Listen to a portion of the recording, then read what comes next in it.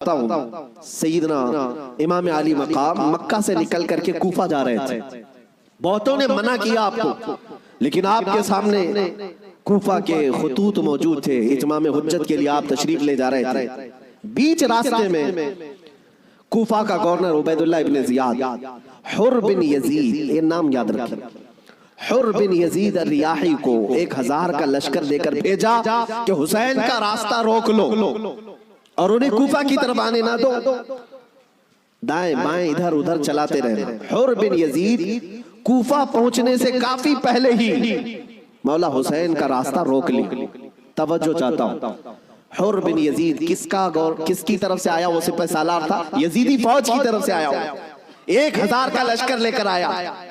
لیکن جب وہ آیا مولا حسین کے پاس، راستہ روک لیا اور کہا ہم آپ کو کوفہ جانے نہیں دیں گے، آپ بغاوت کر رہے ہیں وقت کے خلیفہ امیر المومنین یزید سے. ان کے ذوم باطل میں یہی تھا. اور اس کے بعد وہ راستہ روکے اتنی دور تک چلتا رہا، کبھی دائیں کبھی بائیں. امام حسین ایک جگہ پر جب پڑاؤ کرتے ہیں، ظہر کا وقت ہے، اذان ہوئی، نماز کے لیے جماعت قائم ہو رہی ہے. امام حسین نے اس حر بن یزید سے پوچھا جو 1000 لشکر کا سپہ سالار تھا، کہا ہم نماز پڑھنے جا رہے ہیں، ہم اپنی نماز پڑھ لیں، کیا تمہاری جماعت الگ ہوگی ہماری جماعت الگ ہوگی؟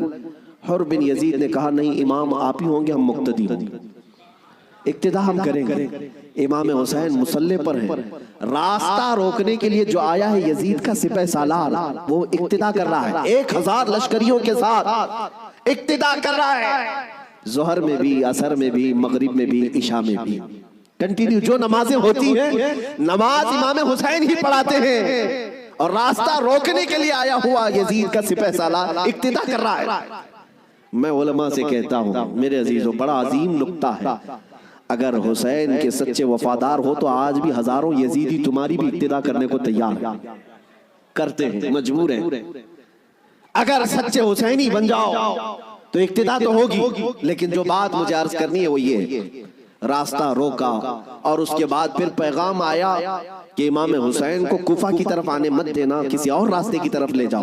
کسی اور راستے کی طرف وہ زبردستی لے گیا. پھر وہ میدان آیا جس کو کربلا کہا جاتا ہے، امام حسین وہاں اتر گئے اور ایسی جگہ پر آپ کو اتارا گیا جہاں پانی نہ ملے، دریا کے اوپر سارے یزیدی فوج کا قبضہ.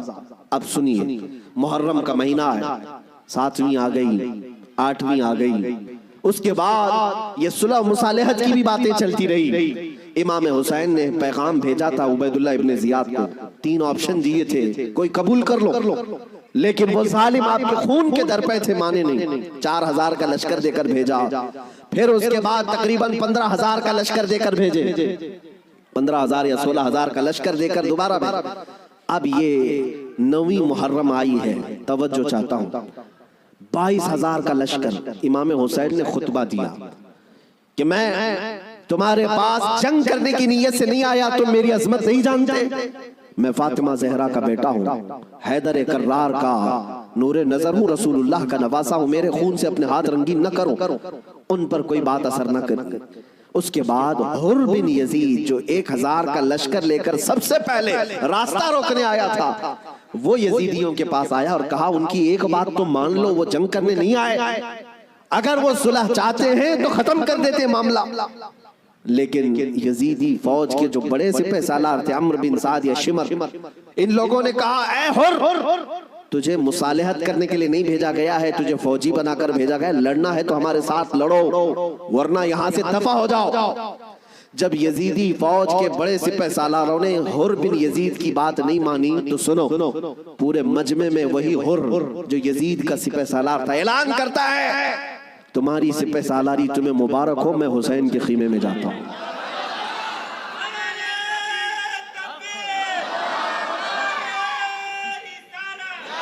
توجہ،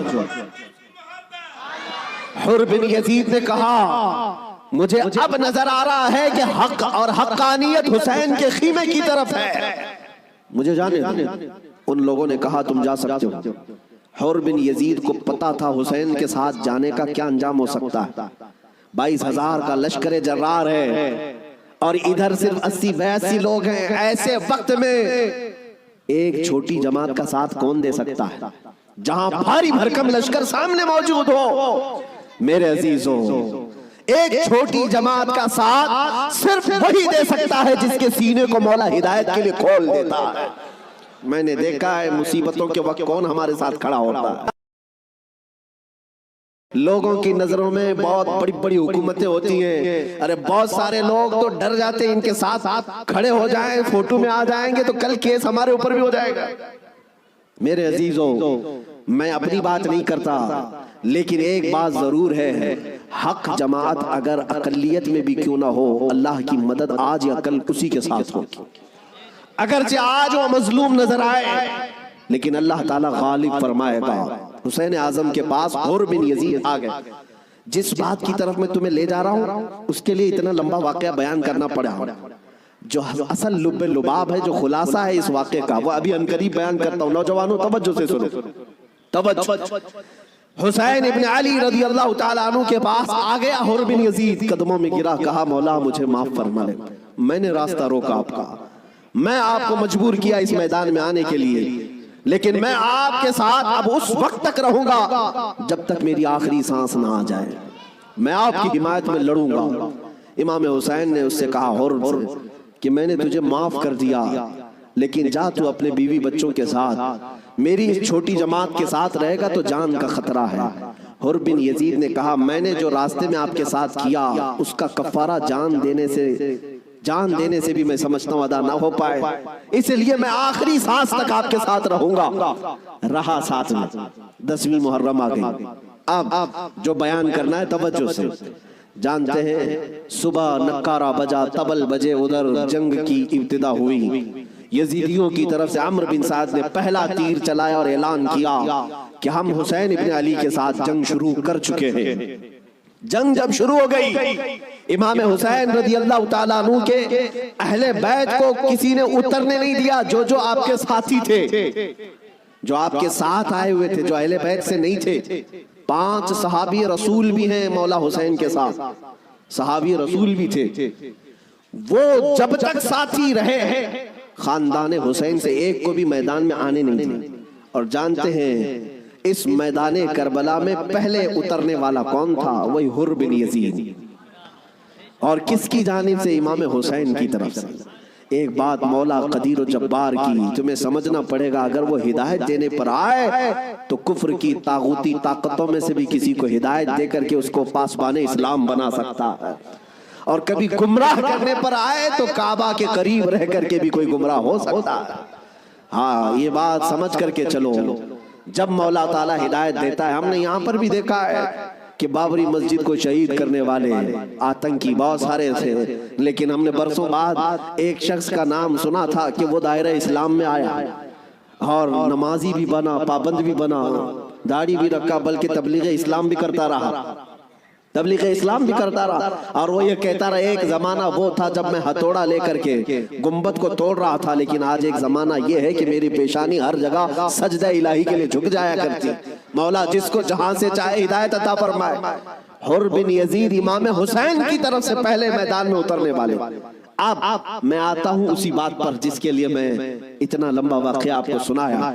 مقابلہ دو بدو تھا، ایک کے بعد دیگرے مقابلہ تھا۔ حر بن یزید جب گھوڑے پر سوار ہو کر مقابلے کے لیے آیا تو یزیدیوں کی طرف سے پہلوان آتے رہے، سپاہی آتے رہے، مقابلہ کرتے رہے۔ یہ تنہا حر بن یزید کا مقابلہ صبح سے لے کر کے دوپہر تک چلتا رہا۔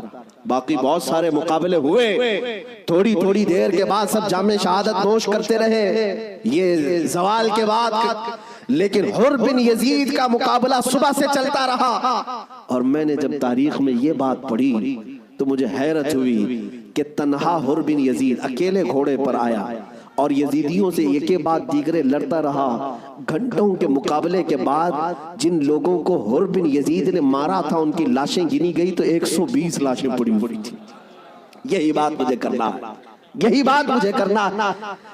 تنہا ایک حسینی 120 کو مار گرا سکتا ہے کربلا کے میدان میں۔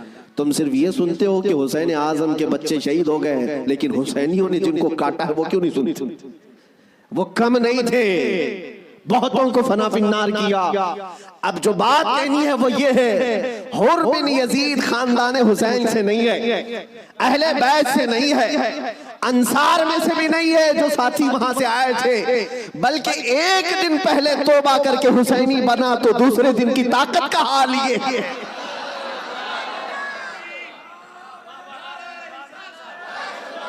اب بات سمجھ میں آ گئی، بات سمجھ میں آ گئی۔ ایک دن کا حسینی 120 پر بھاری ہو سکتا ہے، تو جو بچپن سے حسینی ہے وہ ہزاروں پر ضرور بھاری ہوگا۔ کیوں نہ بھاری ہوگا؟ اعلیٰ حضرت فاضل بریلوی رضی اللہ تعالیٰ عنہ نسبت قادریت پر فخر کرتے ہوئے کہتے ہیں، کیا دبے جس پہ حمایت کا ہو پنجہ تیرا، شیر کو خطرے میں لاتا نہیں کتا تیرا۔ عزیزان گرامی، نسبت قادریت پر جب اتنا فخر ہے تو نسبت حسینی پر کتنا فخر ہو۔ مولا حسین کی نسبت نے اچھے اچھوں کو جوان کر دیا، اور ان کے سگے بھتیجے امام قاسم نے، جانتے ہو عمر کیا تھی امام قاسم کی؟ یہاں بیٹھے ہوئے اکثر لوگ عمر میں بڑے ہوں گے بہت سارے، 19 سال کی جوانی تھی، 19 سال کی جوانی۔ تاریخ نگاروں نے لکھا ہے امام قاسم جب گھوڑے پر بیٹھ کر کے آئے تھے تو یزیدی خیمے میں ایسی کھلبلی مچی، لوگ یہ کہتے تھے کہ قاسم بن حسن، امام حسن کے بڑے بیٹے امام قاسم، میں نے یہ بھی روایت پڑھی، امام قاسم جب گھوڑے پر صرف پہلو بدلتے تھے، پہلو بدلنے، گھوڑے پر ادھر سے ادھر اس طرح پہلو بدلنا، تو یزیدی خیمے کے لوگ کہتے ہیں جب قاسم بن حسن گھوڑے پر پہلو بدلتے تھے تو ایسا لگتا تھا کہ بجلی چمک رہی ہے، بجلی چمک رہی ہے۔ یہ خوف سینوں میں ہزاروں کے ہونے کے باوجود کس نے طاری کیا؟ میرے عزیزو، وہ رب ذوالجلال ہے، غالب حکمت والا، جس نے قرآن میں فرمایا وَلَا تَهِنُوا وَلَا تَحْزَنُوا وَأَنْتُمُ الْأَعْلَوْنَ إِن كُنتُم مُؤْمِنِينَ، تم گھبراؤ مت، پریشان مت ہو، مولا فرماتا ہے تم ہی غالب رہو گے اگر تم سچے ایمان والے ہو، اگر تم میرے مصطفیٰ کریم صلی اللہ علیہ وسلم کے سچے غلام ہو۔ لوگ تو صرف کربلا کے میدان میں یہ دیکھتے ہیں کہ امام حسین کی شہادت ہو گئی، علی اصغر کی شہادت ہو گئی، علی اکبر کی شہادت ہو گئی، عباس علمبردار کی شہادت ہو گئی، یہ شہادتیں اپنی جگہ پر، لیکن اگر کمپیریزن میں بتاؤں، میں اگر بتاؤں کس نے کتنوں کو مارا تھا، کس نے کتنوں کو زخمی کیا تھا، تو پھر تمہیں پتہ چلے گا کہ وہ کٹ کر کے بھی فتح یاب تھے، وہ شہید ہو کر کے بھی فتح یاب تھے۔ اس لیے کہ یزیدیوں کے پاس بولنے کے لیے منہ نہیں ہے، اگر کسی یزیدی کو پوچھے کہ تم کس کے ساتھ لڑنے کے لیے گئے تھے تو یہ کہیں گے 80 لوگوں کے ساتھ۔ کتنے لوگوں کے ساز و سامان کے ساتھ گئے تھے؟ کہیں گے 22,000 کے ساتھ۔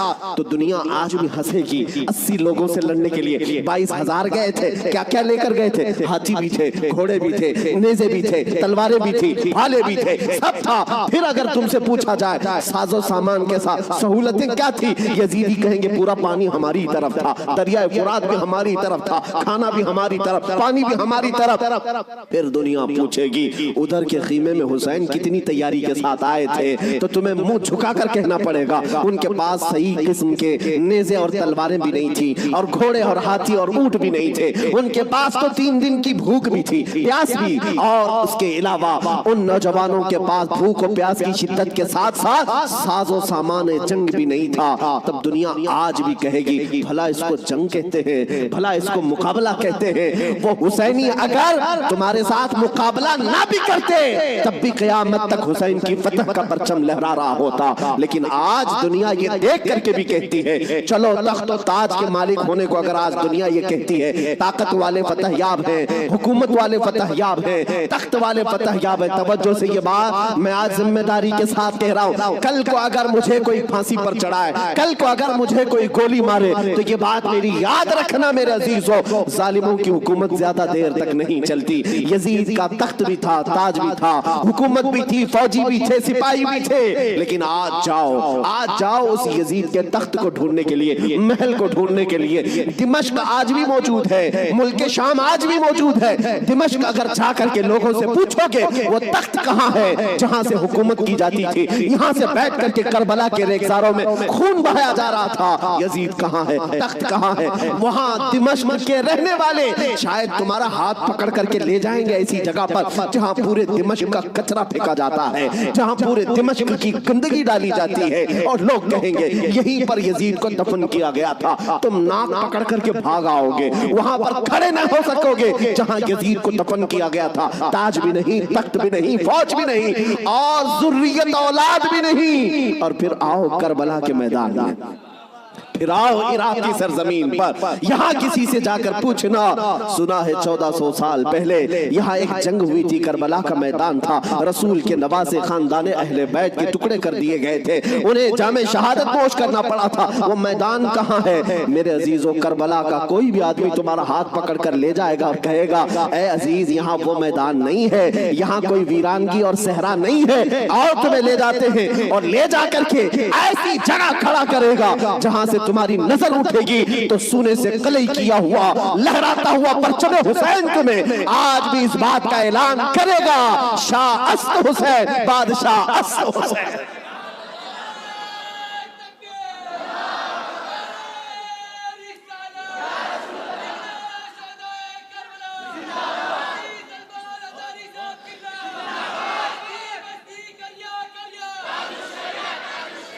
जानते हो बहुत सारे बच्चे, बहुत सारे नौजवान किसी न किसी शख्सियत को अपना आइडियल बनाते हैं बचपन से। अल्हम्दुलिल्लाह मैं ये तहदीस नेमत के लिए कह रहा हूँ, अल्लाह मेरी माँ को सलामत रखे, जिनसे मैंने वाक़यात सुने हैं तो खालिद बिन वलीद के सुने थे। और हमारे आइडियल जो बुजुर्ग हैं उसमें मौला इमाम हुसैन है, हमने उनको आइडियल बनाया है, आप भी बना लो, इसलिए कि इन लोगों को जिसने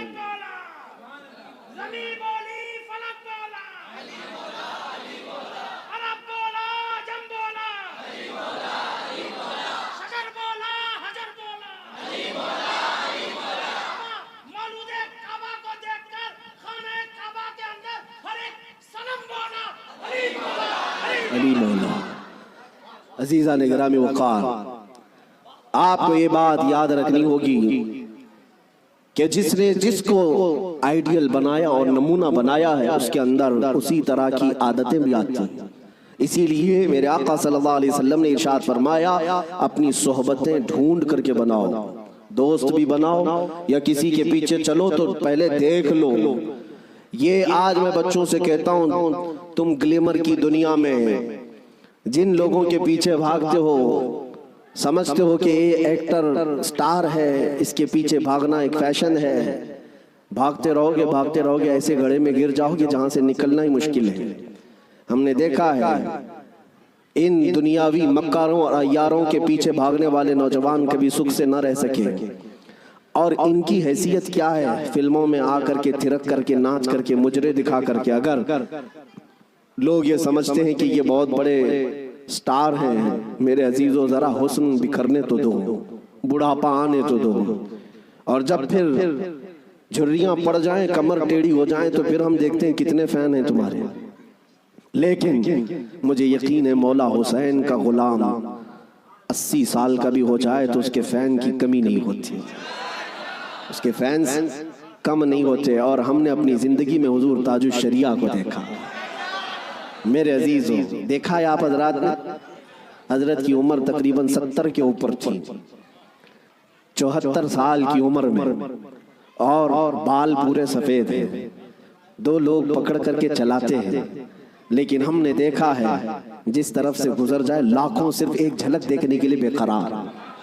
उन नौजवानों से पूछो, दुनिया तो फिल्म स्टारों के पीछे भागती है और तुम 70 साल के ऊपर इस बुजुर्ग को देखने के लिए बेताब हो, बेकरार हो। और हद तो ये है मेरे अजीजों, ना उनके आने का कोई प्रचार, ना सोशल मीडिया का जमाना, ना फेसबुक, व्हाट्सएप और इंस्टाग्राम में है उनके आने की जाने की खबरें, ना उनके जलसों की खबरें। लेकिन फिर भी आपने देखा कि पूरा जमाना टूट पड़ता था। वो जब जहां गए, यही की बात नहीं है, मैं हजरत के साथ मिस्र में भी देखा, और हज मैंने अल्हम्दुलिल्लाह पहला हज हजरत के साथ किया। तवाफ के बाद वो सादे लिबास में उतर करके नीचे अपनी कार में बैठने के लिए आ रहे हैं, व्हील चेयर पर है, लेकिन ऐसे लोगों को मैं भागते हुए देखा जो हिंदुस्तानी भी नहीं, पाकिस्तानी भी नहीं, बांग्लादेशी भी नहीं, तुर्की की औरतें और तुर्की के मर्द आपसे मुसाफा करने के लिए, देखने के लिए भागते हुए पीछे तक आए। میرے عزیزوں ترکی میں جمال کم نہیں ہے، ترکی میں خوبصورتی کم نہیں، ہر آدمی گورا ہے، ہر آدمی خوبصورت ہے۔ اگر کوئی یہ سمجھتا ہو کہ حضور تاج الشریعہ کو لوگ اس لیے دیکھنے کے لیے آتے تھے کہ نہایت ہی رنگ کے آپ حسین و جمیل تھے، میرے عزیزوں ترکیوں کے پاس حسن ہے، شامیوں کے پاس حسن ہے، مصریوں کے پاس حسن ہے، لیکن ان کو بھی ہم بے تاب و بے قرار دیکھا ہے، ہم نے دیکھا ہے۔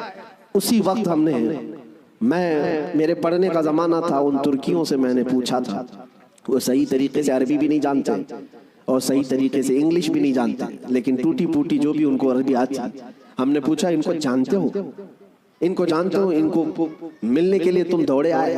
کہا جانتے تو نہیں، فوٹو میں کبھی دیکھا، فوٹو تو ہوتا ہی، کہیں کوئی ویڈیو دیکھا نہیں، پھر کیوں؟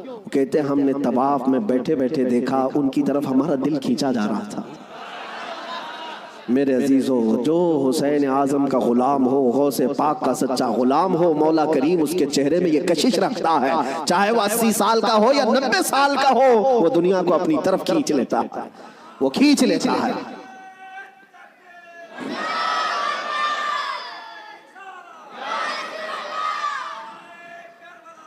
اب آؤ میں آپ کو بات بتا دوں، مر جانا، کٹ جانا، یہ ہماری انتہا نہیں ہے۔ اگر کوئی یہ سمجھتا ہے کہ ہمیں پھانسی دے کر کے یہ ختم کر دے گا تو اس کی خام خیالی ہے۔ یہاں پر انگریزوں کا دور تھا، 100 سال تک یہ اتنا ظلم کرتے رہے، ہندوستان میں آج بھی وہ تاریخ رقم ہے، لیکن سب سے زیادہ انہوں نے اگر کسی پر ظلم کیا تو مسلمانوں پر ظلم کیا انگریزوں نے، اور ان کو بھی آپ میں بتاؤں آج پھر وہ دور ہمیں نظر آ رہا ہے ظلم کا، کسی ایک خاص کمیونٹی کو ٹارگٹ کرنا۔ انگریز ڈرتے تھے کس سے جانتے ہیں؟ جن لوگوں سے وہ ڈرتے تھے وہ کالا پانی کی سزا دیتے تھے۔ انڈمان نکوبار، جزیرہ انڈمان کو بھیجتے تھے، لیکن جزیرہ انڈمان نکوبار میں جو جیل ہے جہاں بھیجتے تھے، وہاں سب سے زیادہ اگر کسی کو انہوں نے بھیجا ہے تو وہ علماء اہل سنت کو بھیجا ہے۔ یعنی آج سے 100 سال پہلے بھی انگریزوں کے خیمے میں کھلبلی تھی تو علماء سے ہی تھی، حق بولنے والے علماء ربانیین، اور پھانسی پر چڑھایا ہے 30,000 علماء کو اہل سنت و جماعت کے۔ ایک بات میں آپ کو بتانا چاہتا ہوں، علامہ کفایت علی کافی رحمت اللہ علیہ مراد آباد شہر کے رہنے والے ایک عاشق رسول، ان سے انگریز اتنا ڈرتے تھے کیونکہ جانتے تھے کہ ان کی زبان سے نکلے ہوئے کلمات سے اچھے اچھوں کے دل بدل جاتے ہیں۔ ان کو پتا ہے عالم ربانی، عالم حقانی کی زبان کو وہ توپ سے زیادہ اہمیت دیتے ہیں، کوئی توپ اور بندوق سے مارے اس سے زیادہ اہمیت ان کو ایک عالم ربانی کی زبان سے نکلے ہوئے حق جملے۔ اسی لیے کفایت علی کافی کو گرفتار کرنے کے لیے جانتے ہیں کتنے لوگ آئے تھے؟ انگریز فوج کے 3,000 لوگ آئے تھے ایک عالم کو گرفتار کرنے کے لیے۔ ہمیشہ دنیا کے ظلم نے یہ بتایا ہے کہ یہ بزدل ہوتے ہیں، ہمیشہ بتایا ہے انہوں نے کہ باطل خیموں میں اکثر مادہ ہوتے ہیں، ان میں شیر نر نہیں ہوتا۔ ایک اہل سنت و جماعت کے عالم ربانی کو گرفتار کرنے کے لیے 3,000 کی فوج آئی اور گرفتار کیا، اور انہیں گرفتار کر کے سزائیں کیا دی تھی جانتے ہیں؟ ان کے جسم پر گرم استری پھیری جاتی تھی، اور جب ان کی چمڑی جل جاتی تھی تو نمک چھڑکا جاتا تھا۔ یہ کفایت علی کافی رحمت اللہ علیہ تقریباً 1 ہفتے تک انہیں سزائیں دی گئی، اور پھر کہا جانے لگا کہ تم فتویٰ بدل لو، تم اپنی باتیں بدل لو، ہم اپنی حکومت میں تمہیں اہم عہدہ بھی دے دیں گے اور ماہانہ وظیفہ بھی جاری کر دیں گے۔ مگر وہ کفایت علی کافی عاشق رسول تھے، بازار مصطفیٰ میں بکا ہوا غلام پھر کسی انگریز کے ہاتھ میں کیسے بک سکتا ہے؟ میرے عزیزوں وہ کفایت علی کافی اعلیٰ حضرت سے پہلے کے ہیں، اعلیٰ حضرت سے پہلے کہ 1857 کی بات کر رہا ہوں، غدر جس کو کہتے ہیں انگریز، اس وقت کفایت علی کافی سے کہا ان لوگوں نے، آپ نے کہا میں اپنے جملوں کو اور اپنی زبان کو بدل لوں، وہ بھی میرا دین اتنا ہلکا اور سستا نہیں ہے، میرے جسم کو ابھی تم نے صرف استری سے پھیرا ہے، اگر ٹکڑے بھی کر دو تو میں اپنے اسی عزم پر باقی رہوں گا، اس لیے کہ کربلا کی داستان ہم نے بھی پڑھی ہے۔ میرے عزیزوں کفایت علی کافی رحمت اللہ تعالیٰ علیہ کو 7 دن کے بعد تقریباً ایک چوراہے پر پھانسی کے لیے لایا گیا، اور سارا مجمع بھی تھا، پھانسی پر آپ کو چڑھایا گیا، اور اس عاشق رسول سے انہوں نے کہا تھا کہ اگر کوئی آخری خواہش ہے تو بتاؤ۔ ایک سچا عاشق رسول یہ نہیں کہتا کہ بیوی کو دیکھ لوں، بچوں سے بات کر لوں، جائیداد پراپرٹی کی وصیت کر لوں، بلکہ وہ کہتا ہے عاشق رسول پھانسی کا پھندا لگنے سے پہلے خواہش یہ ہے کہ ایک بار نعت رسول پڑھ لوں۔ اور پھر کہا گنگناتے ہوئے کوئی گل باقی رہے گا، نہ چمن رہ جائے گا، پر رسول اللہ کا دین حسن رہ جائے گا۔ اطلس و کم خواب کی پوشاک پہ نازاں نہ ہو، اس تنے بے جان پر صرف خاکی کفن رہ جائے گا۔ سب فنا ہو جائیں گے کافی وہ، لیکن حشر تک نام حضرت کا زبانوں پر چلن رہ جائے گا۔